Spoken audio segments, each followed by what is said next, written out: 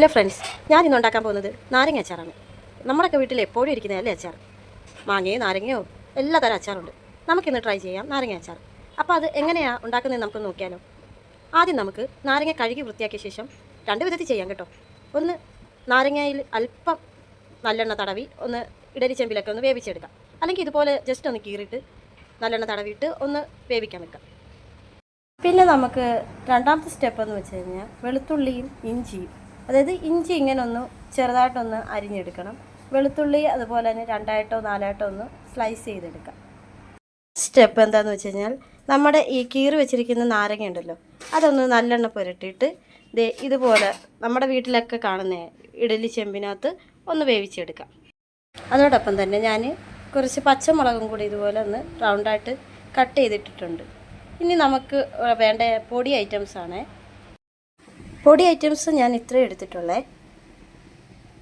മുളക് പൊടി, മഞ്ഞൾപ്പൊടി, പിന്നെ നമുക്ക് വേണ്ടത് കടുകും ഉലുവയാണ്. പിന്നെ കായം നമുക്ക് ലാസ്റ്റ് ഇടാം.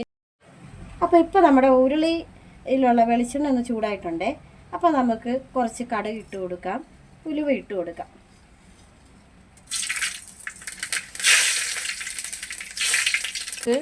നമ്മുടെ അരിഞ്ഞു വെച്ചിരിക്കുന്ന ഇഞ്ചി, വെളുത്തുള്ളി, പച്ചമുളക് ഇട്ട് കൊടുക്കാം.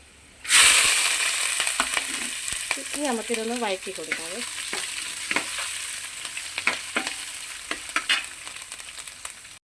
ഇനി ഈ ഇഞ്ചിയുടെയും വെളുത്തുള്ളിയുടെയും പച്ചമുളകിൻ്റെ ഒക്കെ ഒരു പച്ച മണം മാറുന്നത് വരെ നമുക്കിതൊന്ന് വഴറ്റിക്കൊണ്ടിരിക്കാം.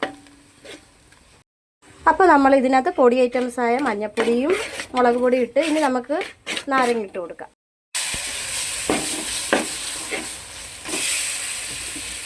അമ്മയാട്ടോ എന്നെ ഹെൽപ്പ് ചെയ്തത്.